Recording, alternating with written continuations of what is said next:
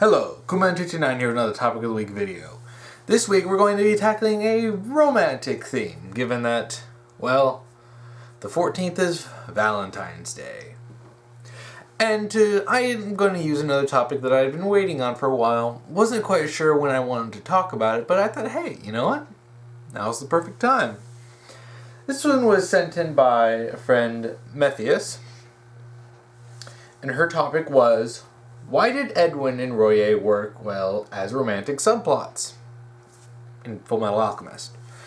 For those of you who may not know exactly what this is referring to, Edwin is the pairing of Edward Elric and Winry Rockbell, and Royai is the pairing of Riza Hawkeye and Roy Mustang. Both of these are canon by the end of the series, with the only reason Roy and Riza aren't officially together is because of military regulations, but, you know, whatever.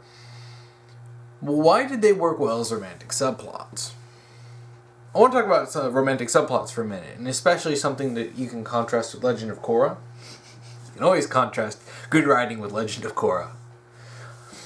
A romantic subplot should always be just that, a subplot. Unless your series is something that is romantically driven, if romance is the main point, if it's, you know, like rom-com or, you know, a shoujo series that focuses on the relationship between two characters, you know, being romantic, you know, romance should be a subplot. Plot should always come first. Which is a problem that Legend of Korra had when it came to having, like, especially, like, let's take book 1, for example, and you have the equalist plot, the terrorists and the equalists are taking over and they're debending people, and you have, you know, Korra liking Mako. And then Korra liking Mako actually took precedence in writing above the equalist plot line. And that led to so many problems. It basically disrupted the story because this is a trope, a room. Let me look it up real quick.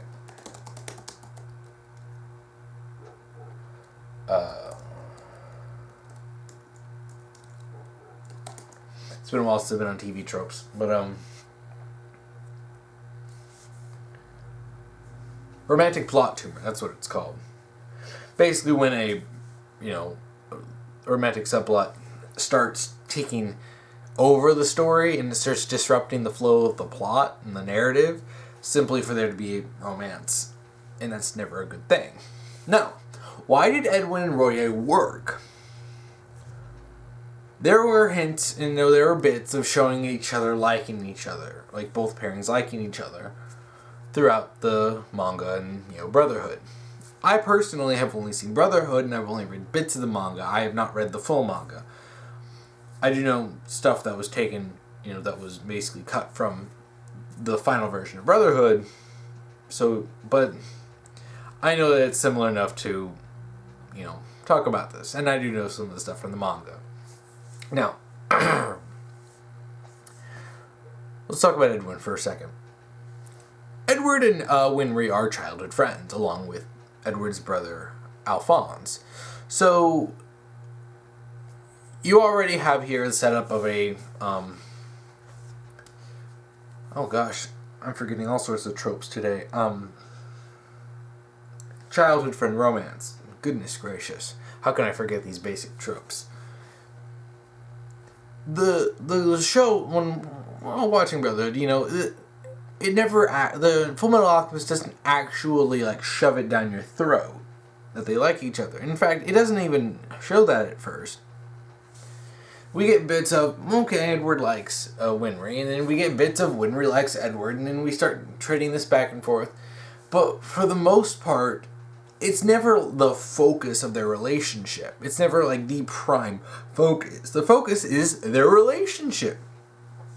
And what's great is that you can have you can have their relationship be strong without romance involved. They're childhood friends. They care deeply about each other. You know, Ed, Alan, and Winry are all very good friends And, you have a trio friendship. Which, I talked about that with Angel Renee 9 in one of her videos. Trio friendships are great. And I do have more to talk about that, and I'll probably talk about that when I get into the DC Trinity. But the best romantic pairings have a strong relationship without any romance involved. Even if it's not outright stated, you can still, if you can see there's a possible romantic possibility, without having, overt, oh, I love you too. Honestly, I think that's all the better. Because you have much stronger narrative and much stronger character reasons for them to be together. And it remained just that, a subplot. It was never something shoved to the forefront. You had moments where it was put in the forefront. Usually smaller moments that weren't, that plot-heavy stuff wasn't happening, like when Winry was on the train and she's she's leaving on the train, and she looks over and she basically just thinks about how she thinks she's falling for Edward, and or when Winry was fixing up Ed's automail in Briggs, that he basically starts thinking, oh crap, I like her, and then he starts listing off all the elements, being a complete weirdo. There are moments of that, sometimes comedic, that would basically supporting and building up and saying, yes, they like each other. It's good writing. Arakawa knows what she's doing. Knew what she was doing. When you're writing a romantic subplot, you need to make sure that one, it's a subplot, and two, it's actually happening. You can't have two characters just all of a sudden out of nowhere be like, I love you, and then they start making out. You need to have it built up. You need to have evidence that if people, even people who weren't paying attention, even if it's not like super obvious, if people saw that and went back and rewatched it, they go, oh, I see the build up there. You need to have build up. And that's why these are subplots. Subplots can build stuff up, especially for character-specific subplots. They build stuff up in the story. So you have a romantic subplot building up the romantic relationship between two people, in this case, Edward and Winry, going out throughout, the series of Full Metal Alchemist. And you see it builds up. They trade, moments of caring for one another. They have moments like when Winry could have shot Scar, and because she realizes he's the guy who killed her parents, and she's freaking out because she's so mad. She's gonna shoot him, and Edward just basically takes the gun from her, and he's like, "Your hands aren't meant to hurt people. Your hands are meant to help people." And, like his automail. She created his automail so that he could walk and he could, move again. And he's like, "You're not a person meant to hurt people." And, and it's a great moment. And he doesn't even have to have a romantic angle to it. It's just a good character moment. And the strongest ships are based off of good characters and good character moments. And, of course, it never overtook the story. The plot of, Philosopher's Stones and the homunculi and, all that stuff, that's still the forefront of the plot. A vast majority of the story is still about the plot. But Full Metal Alchemist still takes its time to go, okay, yeah, here are Edward and Winry caring about each other. Here's them expressing love towards each other. And at the end, they do, officiate that relationship, basically. And, and that's how you should do it. That's how you need to do it. That's how, Avatar: The Last Airbender handled its relationships. Most of them. The only one that really didn't follow this as much was Maiko. But Maiko still had bits supporting it. So them being together when book 3 came around isn't really, it's kind of wait, what? Because we didn't see it. But it's really nothing forced. Too forced, really. Now, Royai, on the other hand, is something that's a lot more complex. Their characters are tied almost, I would argue, more heavily to each other than Edward and Winry. Their backstories are tied to each other very strongly. And they have a much more dramatic backstory than Edward and Winry. At the very least, their backstories are both traumatic. Edward has a very traumatic backstory. Winry has a traumatic backstory as well, but, and all these backstories do connect to each other. That's good writing. All these characters that are good partners and know each other all have stuff connecting to each other. Because, Winry's parents were involved in the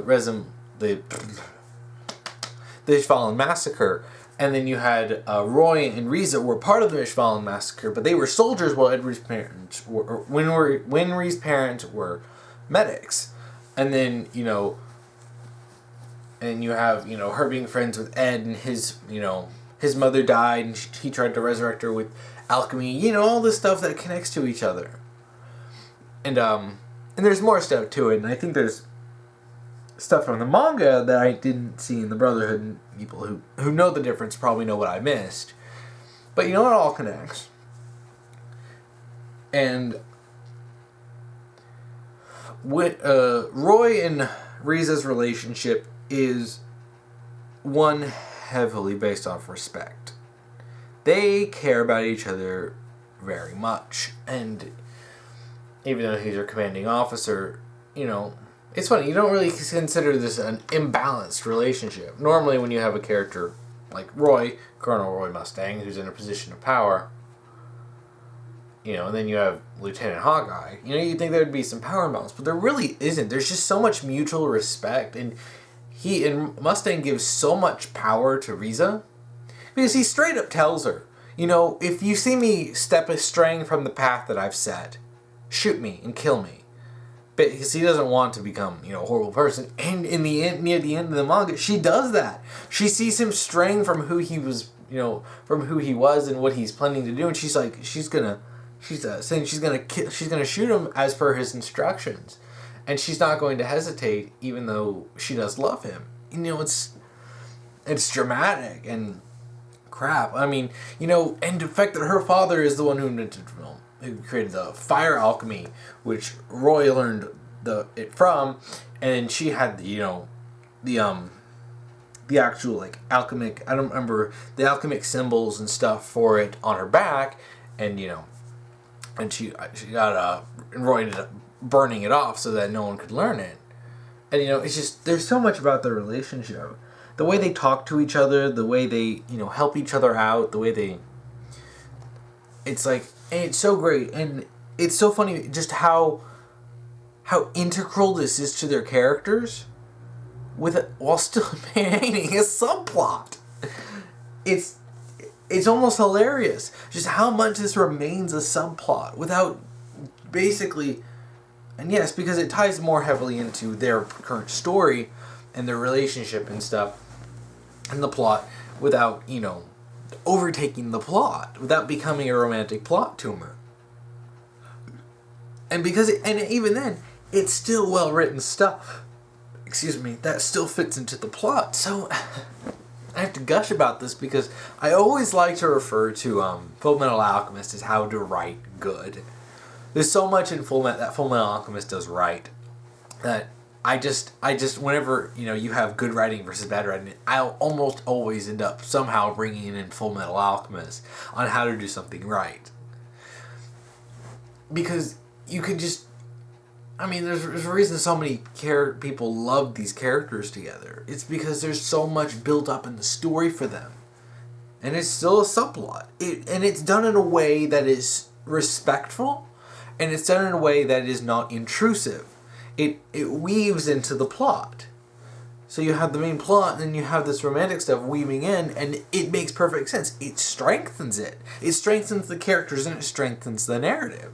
You have Roy and Riza's relationship. You see the way they communicate to each other. Even stuff that seems like it's just wacky, stupid stuff that he's saying. It turns out to be a code that they know, and it's like,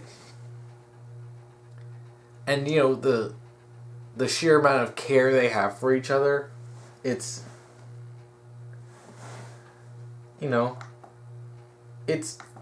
great. I love it. And and it's not just from liking the pairings, it's also just liking the writing of it. I mean, people should know by now that I really care about writing. And I just gush about the stuff that's so well written. And that's why they work well as romantic subplots. The baseline here is that the subplots strengthen the main plot. It strengthens the characters. It strengthens the narrative. So, unlike some places, Legend of Korra, romantic subplots don't detract at all from the plot or the story at all. It enhances it. It strengthens it. It makes it more fun. You can see these characters caring for each other, and in a way that doesn't feel contrived or stupid. Fullmetal Alchemist is just a really good series, and I was waiting for this topic simply because honestly I didn't know if I was going to be able to do justice for how much I care about this, because I didn't want to just spend time gushing like, oh my gosh, I love Edwin and Royai. Though I do. But it's just so great, And it's so great to see a writer who cares enough about the relationship and cares enough about writing to make sure that this doesn't just fall into your typical issues of basically detracting from a main plot just to shove in a romance and to have a token romance just for there to be a romance when it doesn't need it at all. And I myself advocate heavily for just cutting a romance if it's not needed. There are some times when I watch a movie or something and I'm sitting there and then there's this romance that comes up and I'm just like, do we really need that? There's some movies that I think are almost perfect, except for some romantic subplot that I thought was so unnecessary and even sometimes completely forced. And it's like, nah. But if a romance is well done, if a romance really, if it really clicks, I mean, and it really strengthens the narrative, I love it. And that's what Edwin and Royai were. They were good subplots, and any subplot should be strengthening the main plot. Whether you're making things go deeper, or you adding more layers to the plot, adding more layers to the characters, like onions have layers. If you're strengthening it, that's what subplots should do. Subplots should support a story. You have a main plot line, then you have subplots going throughout the storyline, or even just parts of it, and they should add more things to the story. Because, a lot of times, you can't just have one singular story going on, and that's it. To bring in Avatar: The Last Airbender as an example, you still have the whole Stop Ozai going on. That's the plot. It's the main narrative. And then you have individual bad guys within this. And then with each season you have individual stories. And then each season you have Aang learning a different element. And each season he's also learning other stuff. So you have all these other plots. And you have all these other characters with subplots. And it just delves more. It gives the story more depth. And that's what Fullmetal Alchemist does. Especially with its romantic subplots. And there are some other stuff in it with romance, but, these are the two main ones. And I'm glad that my friend asked about these, because those two are the main ones. And they are, by far, I think, the best. Because, you also have, like small implications that, May and Alphonse are a thing. It's never actually, as far as I know, it's never actually outright stated, but you do see her in the family picture, with Al Winry and Ed, but it's never something forced. That's kind of May's little gimmick is coming in, she was in love with Edward and then she saw he was short. She's like, no, I'm in love with Alphonse, but yeah, Edward and Winry and then Roy and Riza were two strong romantic subplots that didn't intrude on the story at all, and that's why they're good. And I think I'll just end it right here, because that is why they're good. They don't intrude, and they strengthen the characters in the story, and that is why they succeed as romantic subplots where others fail. All right, I think that's about it for today. If you have a topic you want me to talk about, if you're on YouTube, just comment below and post the topic you want me to talk about. And if you're on Tumblr, just send me an ask and put topic, and whatever topic you want me to talk about. Just make sure that it's about something fictional and it's something specific that I can talk about. That it's, that it's not, just why do you like X or what do you think about Y. Give me something to talk about. Give me something specific. And you can refer back to some other topics that I've done to, get a better idea of what kind of topics to send. And also, if anyone does have a question about what kind of topics, people can ask me on Tumblr about that, and I will freely answer that. So, yeah. That's it. Thank you for watching.